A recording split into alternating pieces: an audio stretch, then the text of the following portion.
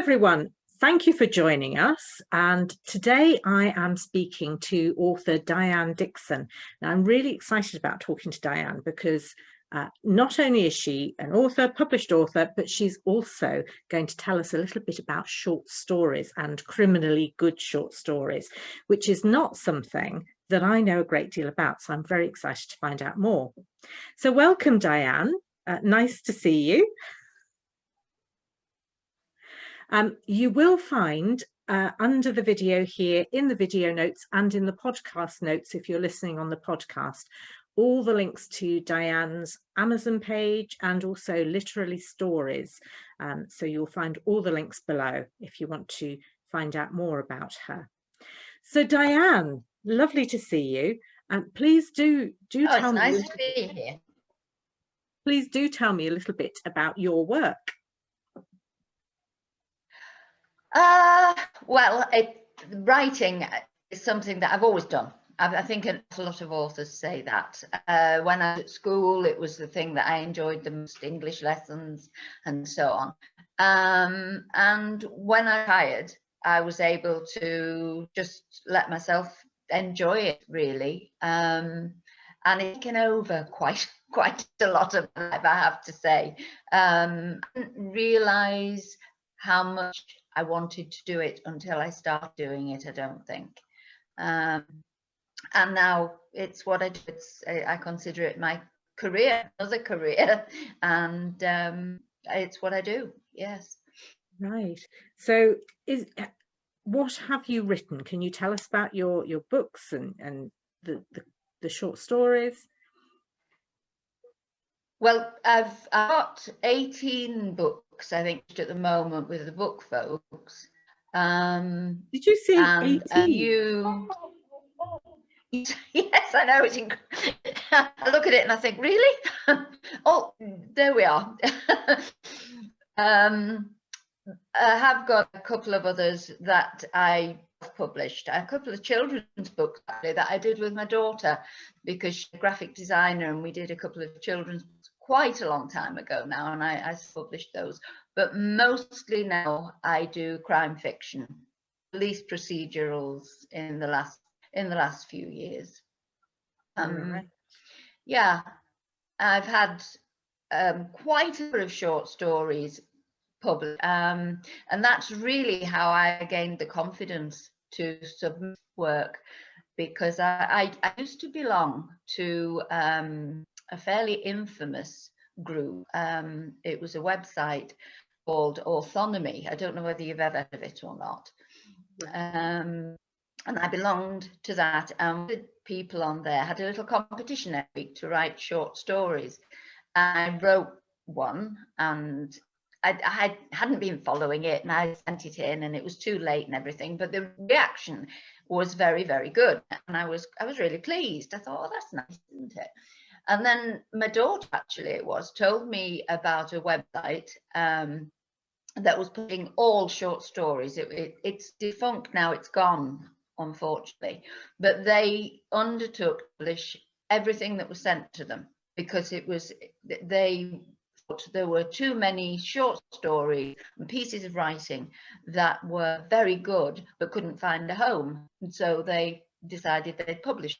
And I sent this first piece, which was called I'll Be There in a Minute, and sent that in, and they published that. And then after that, just sort of I was sending things 2-3 times a week to them. It was a marvelous. Once I started doing it, it just went on and on and on, and it was as if there'd been a dam burst and all short stories wanted to come out and be told, and they published them all, and that was lovely. But the whole site sort of went wrong because they got too big, publishing everything. It was too much. It really was, and it was folding. And a group of us who really enjoyed decided that, well, we'll get together and we'll have a go at one. And it's just taken off. We started Literary Stories, and just taken off from there. And it's wonderful. It really is. We've got 1,000 authors that send us their work. Some of them are absolutely amazing. Some are one-time people just starting off. And it's great fun. It's an awful lot of time. Yeah. And we started with we started with 5 editors, and then it went down to 3. It went down to 2, and one chap only had the time to help us with the ID, and that was just getting out of control. It was like a full job. It really was. So we have recently taken on a lovely lady. She's a super writer. She's joined us as an editor, and yeah, that's great. But that takes up a lot of time, and I fit that in with my own writing as well. Try and balance the two. And I haven't written a short story for ages and ages because I just haven't got the time with writing my novel. Right, yes. Yeah. So you are still writing the full-length novels as well? Oh. Yeah, I just don't know how I'd spend my day really if I wasn't doing that. I like it so much. It's just part of my life. It's what I do. And I think a lot of writers will say that when you're actually involved in the middle of a story, it doesn't leave you. You're walking around the supermarket and you suddenly think, oh yes, that's what should happen there. Or you're just making dinner and you think, oh, because I'm going to run back into the office and jot down little notes and things like that. It doesn't leave you. You're working on it all the time, subconsciously, I think, which is great. I love that. I love it when you're totally involved, something like that. Yeah. So when were you first published then with the 18 books with the book folks? When were you first published with them? Well, that was I made a note actually. 2015. 2015 was the first time they published something. But what had happened, I love the computer and the internet. I really do. And when Kindle first sort of reared its ugly head and you could self-publish, I thought I had sent work away back in the olden days when you had to put an envelope and send it off and then wait weeks and weeks and weeks for your rejection. I'd done that, and I sort of, I think I got tired of I didn't have that many rejections, couldn't send that many off, but it just got a bit depressing. Thinking, well, because so often you get the rejection and they don't tell you why. They just sort of, no, thank you. And well, what am I doing wrong? And as I say, Kindle on the scene, and I was able to self-publish. I absolutely loved it. I really did, setting it up and uploading the work, one thing and another. And I have to say, the Kindle help that they have is brilliant. I found it to be brilliant, and I loved it, really did. And I self-published about 4 books. Then I wrote one, and it wasn't really a crime one. It was called The Man Who Lost His Man Bag and Found Himself. It was a bit of a comedy thing, and it was fun. It was quite fun. A friend, an author said, "Oh, why don't you send this to my publisher?" So I thought, oh, all right, then I will. What's another rejection? So I sent it, and Eric came back. He said, well, yes, it's all right. It's quite good. He said, but I've had a look at your other work on Kindle, and can we handle those for you instead? So that was where it all started from. Took the books that were already self-published and edited them and polished them and gave them better covers and that sort of thing. And that was part of it. And we've gone on since then. I must admit, I think I'm like a lot of other authors. I know Terry Pratchett used to say he wanted to go back and reread the first ones. He didn't like them. When he read them again, he didn't like them. And I feel like that about those. I'm much happier with things I've written more recently. That's really interesting, isn't it? Because that just shows the progression, I suppose. Yeah, I can see what's wrong with them now, which I have the knowledge for before. And I hope I'm learning as I'm going on and improving. Right. Yes, that. So you are one of those success stories from the self-publishing that have been picked up by a publisher and traditionally published then, which is fabulous. Yes, I do feel very lucky. Because it's something that I never imagined would happen. I had a poem published many years ago now, and I remember the excitement. We were living in the Middle East at the time, and of course post took a long to get to us, and I got the letter to say, you know, we're going to include this in an anthology.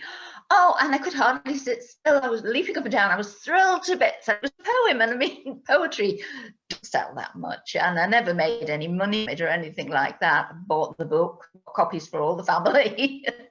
But it was great. But I never imagined that I'd end up being lucky enough to have so many books published. Yeah, It's great fun. That is absolutely amazing. So I'm going to assume that actually you prefer to be traditionally published rather than self-published. For me, it is better because I think the books benefit from the input. I'm not very good at editing my own work, really. Even grammatically, I don't feel I'm good enough editing my own work, and it's good because of the way that we live. We live in the middle of a wood in France at the moment, and I can't ever go to running groups or anything like that. I haven't ever been able to do that because of the life that we're moving around. And so I've only got a couple of people I actually refer to. So it's great to have the backup of a publisher who can read things and improve them for you and tell you where you maybe could do something differently. And for me, I think the book is better for me. Right. But I think it's great. There's some self-published books out there now. Yes. And it is, as you say, it's a good starting point, really, isn't it? Getting people to read your books and improve from there as well. But there's so much involved with self-publishing, isn't there? With the marketing of your books, you've got everything to do. I think that's the best part. I think the writing, if you enjoy writing like I do, the writing is the easy part. Writing is more difficult, and finding people who, you know, sort of be to read for you and things like that, that's difficult. But the marketing is all, it really is. Especially, I'm not the sort of person that can really push me forward and ask for, you know, sort of reviews. I've never liked asking for reviews or anything like that. It's horrible. I didn't like that at all. I didn't want to do that. And I was back when I first started doing it. It was only just starting out, and I think I'm quite lucky because in those days you do a free offer, something like that, and you could actually watch the numbers of books churning up as you sat and watched them, and it was really exciting. But then now, of course, it's huge. It's absolutely huge, and that doesn't happen anymore. Yeah. It's nice to have marketing over. Yes, absolutely. I think I would be glad to do that as well. So, yes. Right. So tell me a little bit more, if you don't mind, about the short stories. So you obviously know a lot about writing the short stories. You know a lot about editing the short stories, clearly. So why should people write crime fiction short stories? I think short stories are a great thing to practice with. That sounds awful because some of our short stories on the site are absolutely brilliant. You could never call them practices or anything. They're absolutely wonderful. But you can finish it. I think the thing, a lot of people find the thought of writing a novel daunting. The idea of doing 70, 80,000 words is off-putting for some people. Whereas with a short story, you can finish it in a day. I mean, all right, you might come back to it later and polish, but you can just write it quickly, and you've got something there finished and ready, and maybe you'll get it published. And so I think that's a good thing. And you can do several, and yeah, and it's good practice. It's good practice just at putting the words down. just getting the words down on paper or on the screen, really, and improving each story. You should improve with each one, and it's fun. It's fun as well. And some stories, I mean, I've got one book out, and it started off as a short story, and it was quite a dark one, and I liked it, and I kept coming back to it, and in the end it became A Broken Angel, which was one of the first Tanya Miller stories, which actually did quite well, and I was very pleased with it. But that started off as a short story, so there's always the possibility that it will lead on to something else. Right. So sorry, the internet's not brilliant. Did you say it was Broken Angel? Broken Angel, that's right. Yeah. Right. Thank you. Yeah. It's because you're in that wood in France. Oh, absolutely. And believe it or not, this is better than we've had up to now. We've just changed our provider, and this is really good. Okay. Well, not to worry, not to worry. So how long would you suggest for a short story? Oh, for our site, they're supposed to be between 500 words and 3,000, and I think for most people that is long enough. Anything short is possibly you're not going to be able to. Some of them are great, but it's not really much good, I don't think, writing them shorter than 300 words. More 3,000, it's quite a long read. And the thing with short stories is, I think people, that they're not the most popular genre, and I think with most people, they want to read them on the bus to work, or while they're waiting in the house or something like that. And if you get more than about 3,000 words, it's a longer read, and I don't think it's quite as attractive. We do say we'll read everything. You don't want to miss something, just it's 4,000 words. But I think 3,000 is a good enough, really. Right. Anything in between, anything. Right. So when someone has written a short story, what sort of elements do you expect for a crime short story? Are we always going to have a twist? Well, I do think that of all the short stories, crime is probably the hardest one to get right. It's difficult because you haven't got much time. You've got to capture people straight away. When you're writing a novel, you can have a couple of chapters setting it all up and so on. With a short story, you've got to capture people straight away. You haven't got the opportunity to put in red herrings and twists and things like that you can do in a novel. So it is difficult because you've got to get the crime there, you've got to get the character development in, and a setting and time, the timing of it, what time in history may be set, and you've got to get all in quite a short word length. And sometimes you can't get a twist in, and sometimes you don't need to.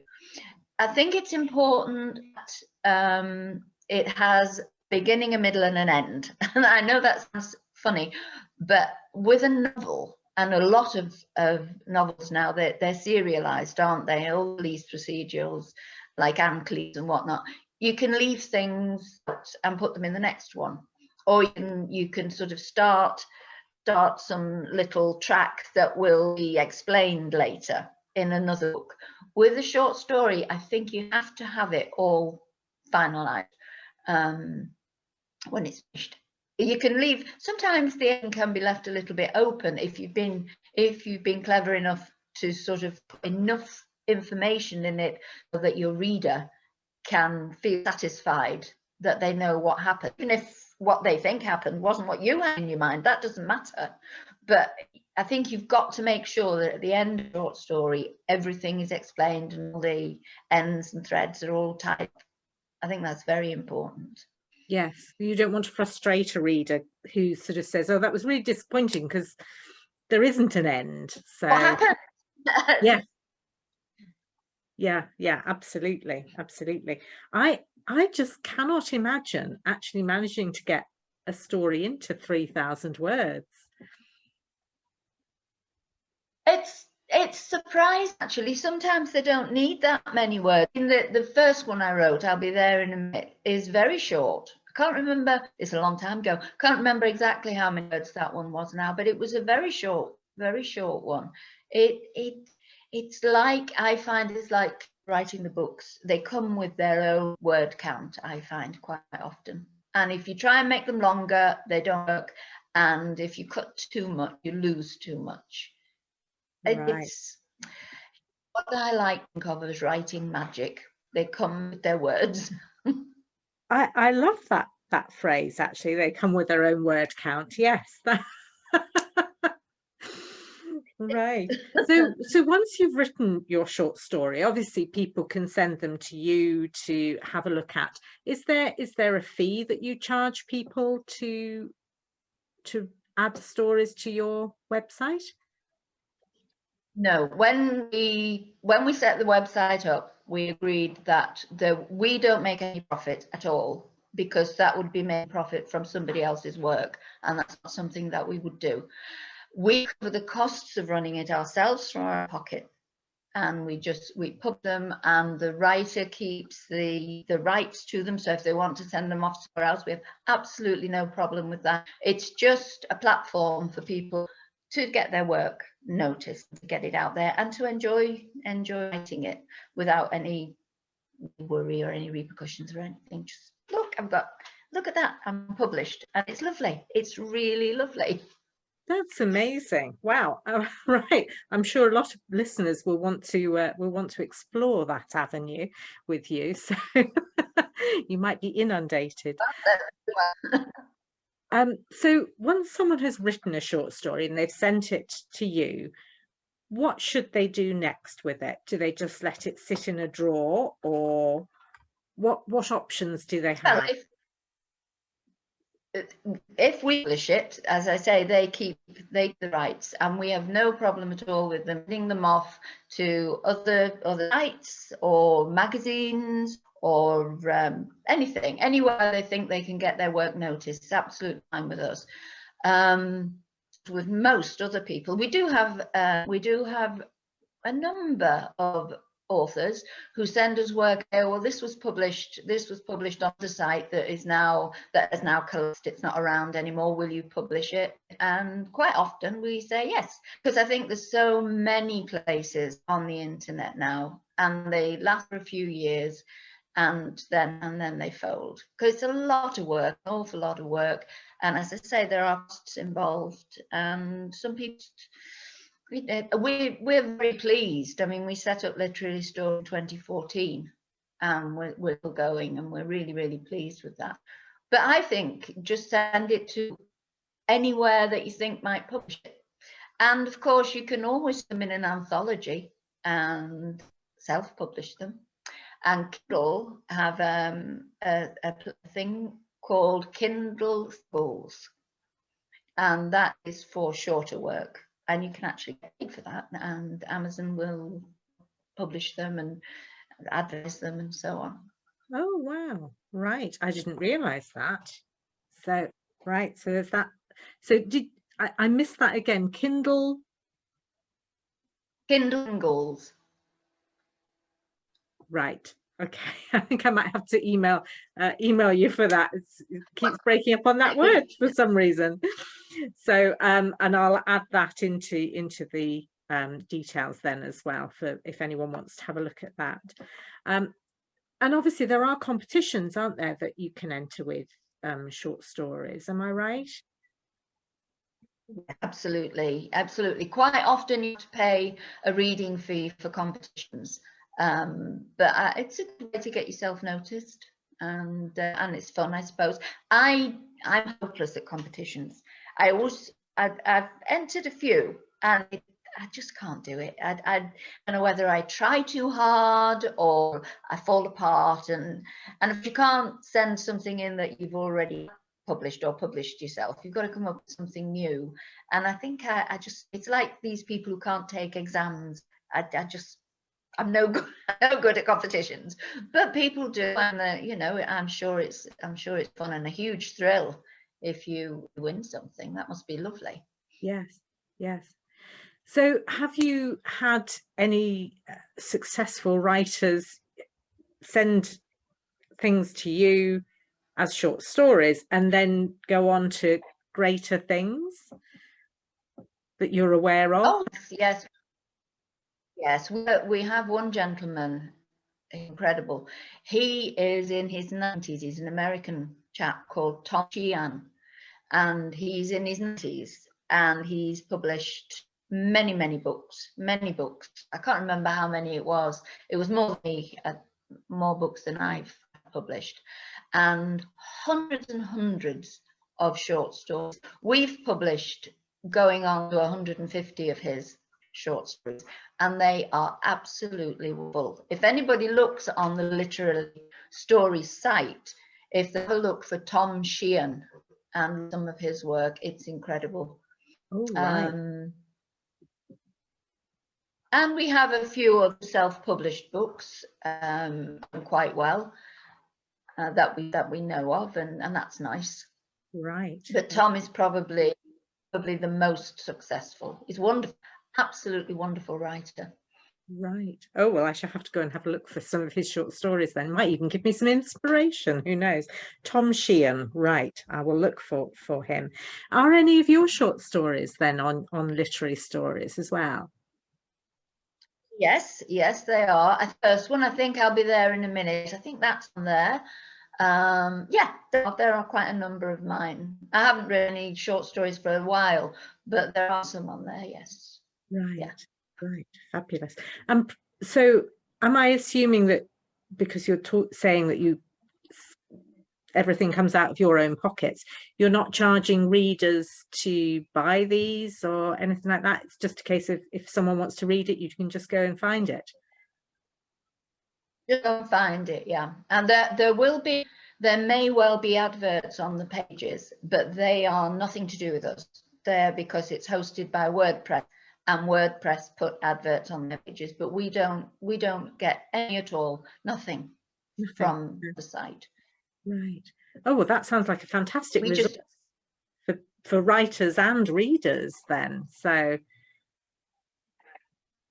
yeah, I think so. We have a lot of lovely feedback. We really, the site seems to have a good reputation. We do have people saying, "Oh, you know, I really want to be on your site," and we have authors writing to say how much they've enjoyed interacting with us and how we've been helpful. We do have one of the things that we've done that's really lovely is that we've had a few writers, and when they've sent in their first few pieces, they've not been publishable quality for whatever reason, and we've thought, oh, yeah, we rejected 2 or 3, and after 2 or 3 you start to feel really bad about it and think, oh, poor thing, and they're really trying hard. And so we will, in those cases, you've got to be careful because you don't want to offend people.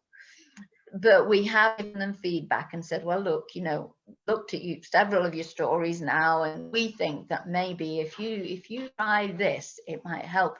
And it's absolutely wonderful to see how people, if they work on it, how they'll improve. And then the first time we give them an acceptance is absolutely, we're all thrilled to bits. I mean, if we were all in the office, we'd be having champagne. that's wonderful. And so actually you do give feedback where, you know, after a while, if needed, I suppose. If he asks us if somebody says, whether you publish this or not, I would like feedback, we will give feedback. But if somebody's struggling and we feel as though, well, you know, they're going to get dejected and downhearted and it feels awful, then we'll just try. But you have to, as I say, you have to be careful. You really don't want to upset somebody and say something that's going to make them feel that, you know, it's not carrying on. We really don't want to do that. Oh, what a lovely ethos behind your website. That sounds fantastic. It really does. And obviously you've got 18 books under your belt. So you've got a wealth of information that you can impart to someone if they do ask for feedback. So I would be very happy taking advice. Yes, and we've got Hugh is the other editor that we've been together from the very start. He's very funny. He's in Scotland. We've never met. The original 5 have never met, and the 3 of us that are doing it, and Nick, who does the IT for us, we haven't met. We keep saying we will do. One day we'll all meet up, or what time we'll have, but we never do. But Hugh he writes short stories, and they are brutal. They really are, because of his history. He's worked with mentally disadvantaged people, drug addicts, homeless people, and so on, and his stories are absolutely brutal. But he can see right into the heart of something. If he reads a story, he picks out things that maybe other people think of, and so between us, I think it works all right. It seems to work out okay. Fantastic. Well, but his work. I was just going to say, you've told us so much about this free resource for readers and writers, and all the work that you put into it is quite remarkable, I think. Can you tell me a little bit about then your books, because you were talking about police procedurals and Tanya Miller. Can you tell me a little bit about, are they all one series? No, the first few, I can't remember exact numbers now, but the first few are standalone. They're all crime, but they're not police procedurals. They're just standalone mystery, crime, and thriller. And then I thought, well, I'll go at a police procedural, and I came up with this character, Tanya Miller, and there are 5 books in her series. They start with Broken Angel. Let me see. It's Broken Angel, Burning Greed, Brutal Pursuit, Brazen Escape, and Blurred Lines. Blurred Lines being the last one. And then I wanted to change, so I moved on. So now I'm doing a male detective based in Liverpool, and he's called Jordan Carr, and I've got my last book that was published was the second in his series. I'm working on a 3rd one. Right. I had to spend quite a lot of time in Liverpool at the end of 2019 and of 2020, and I grew up there. But we'd lost touch with it because we'd abroad, and then we'd lived in so many places. But my mum and dad were still there, and I spent quite a lot of time with them, as I say, at the end of 2019 and 2020. And I sort of rekindled a love for it, because it's a fast city. It's got so many problems. It's a wonderful place. And I think we'll have a detective here. And I'm enjoying writing those at the moment. The last one, let me see, what are they called? I can never remember my titles. The first one was On the Shore, and the second one was Body by the Docks. So, and I'm working on it. Okay, fabulous. And so, obviously you're in France, and you've been there for quite a few months, haven't you? I think you got stuck there, did you, with the pandemic and traveling? So do you find we were, sorry, no, carry on. We made a run for it last June in England for quite a long time, and the stuff we had to do there was finished. So once we were able to travel, we thought, well, we'll go back and make sure the house is okay. And we came back, and of course it went into lockdown then, and that was it. We just have been here ever since. Don't even know when we're going to get back to England. Yeah. We have Zoom meets with I say children, they're not children anymore, they're grown up, but we have Zoom meetings with them every week, and we've done so many birthdays and celebrations and just on the computer. It's a little bit sad, but we're all well. That's the main thing. That's the main thing. Yeah. Is it difficult writing when you're in gorgeous surroundings in the woods in France? writing about Liverpool, or because you know it so well, does it just come naturally for Jordan? I think very fortunate in that when I'm writing a book, I do get quite wrapped up in it. I even find myself sitting differently depending on which character I'm writing, and thinking differently. So, and of course there's Google Earth. I mean, Google Earth and Street View is incredible. You can go anywhere really, can't you? And so I use that. I do use it. I wrote one book called Single to Edinburgh. Been to Edinburgh 2 or 3 times, but I wrote that book, and I wrote it basically from Google Earth. I was able to follow the character's journey from the station all the way to the hotel, and then out in the streets, and it's marvelous because you can pick up names of pubs and restaurants and shops and put it all in there. I had little tiny knowledge of Edinburgh. I was able to incorporate that into that book, and it was great. It was huge fun. I used it again in one of the Tanya Miller books. Her sister lives in Edinburgh, so I used it again, and I felt as though I quite knew the place afterwards. That's brilliant. That's a fantastic tip, actually, isn't it? I would never have thought of using Google Earth for that, but yes, but fabulous. Oh, yeah, absolutely, yes, all the time, because you can. The book I'm writing at the moment involves cemeteries in Liverpool, and you can have this view from, sort of a bird's eye view of the cemetery, so you can see the layout of it, and the place around it and the roads around it, and you can zoom right in, and you can actually get there and be at the cemetery gates, and it's fantastic. I use it daily. I use it. In fact, they could start charging me. Oh, that is such a good tip. I'm definitely going to use that one. Yes. So talking about tips, I do always ask for some top tips for writers. We'll let you off one of them because obviously you've told us about Google Earth and how easy that is to use to investigate areas that you're not quite so sure of. Do you have any other suggestions for writers or would-be writers? One of the things that I have found most helpful with everything is to read it aloud when you've finished. Aloud? You feel absolutely ridiculous. When you first start doing it, you feel really silly because you're sitting there in a room reading words that you've just written aloud. It is so useful because if your flow hiccups, you think, well, why didn't that quite work? I'm really lucky now because my husband now listens to the stories, so when I finish them, before I do anything else with them, I read them aloud to him, and he's great because he picks up on the technical things, like to tires. I had that all wrong, the car on fire, and I had it all wrong, and he said, well, that wouldn't happen.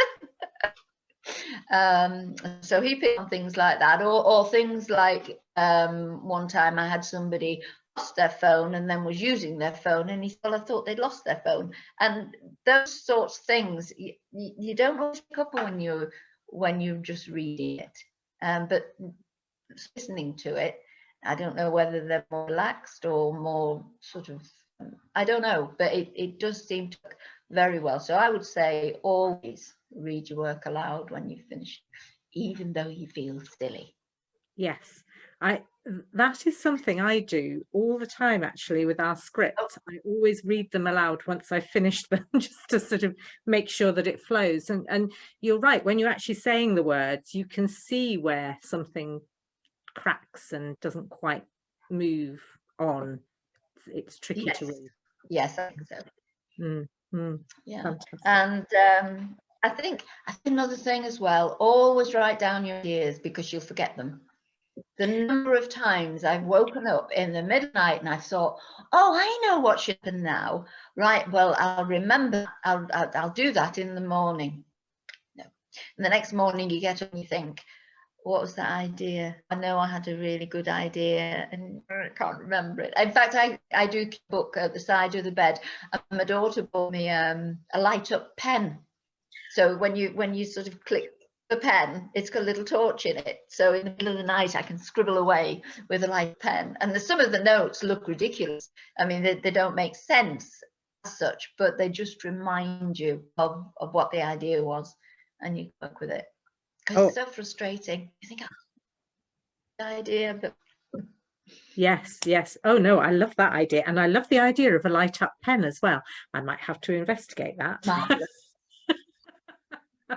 Oh, that's brilliant. Well, thank you very much, Diane. Is there anything else that you want to add, to tell anyone about new books coming out? No, the last one is out now, and it's sort of doing okay. It'll be a little while before the next comes out. I think I'm up to about 40,000 words. So because once you've finished it, that's when you have such a long time afterwards, don't you? When you have to edit it yourself, you have to have a beta reader, and then it goes off publisher, and they have several edits. So it's a while after, but it'll be a couple of months before that one comes out. Right. So, okay. But in the meantime, there are 18 books with the book folks. Am I right? That's right. Yeah. Yeah, that you can find on Amazon, and all the links are down here and in the podcast notes as well, if you want to have a look and discuss. I love it when I find an author who has got a whole string of books that I can just dive into and read through. I absolutely love a good series. So thank you very much, Diane, for talking to us today and telling us about your literary stories, which I think is a wonderful idea for anyone who writes short stories, and all your books as well. And those top tips are brilliant. Thank you. Oh, it's been a pleasure. Thank you very much for asking me. I've enjoyed it.